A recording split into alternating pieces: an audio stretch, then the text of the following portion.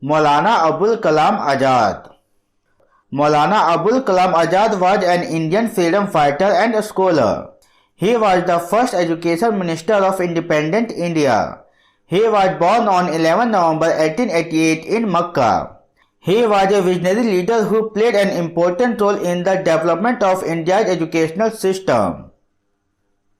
Maulana Abul Kalam Azad had proficiency in many languages. He inspired the promotion of education for all regardless of caste, creed, or gender.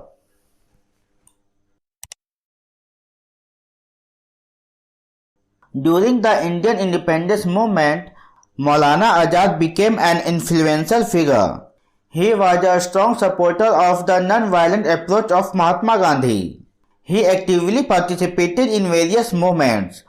Due to his involvement in the freedom struggle, he had to go to jail several times. After India became independent, he became a member of a political party. He became the first education minister of independent India. He played an important role in shaping the educational policies of India after independence.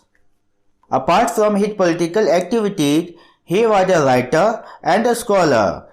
He was well versed in many languages. He had a deep understanding of the cultural and historical heritage of India. His legacy remains an integral part of India's history and identity.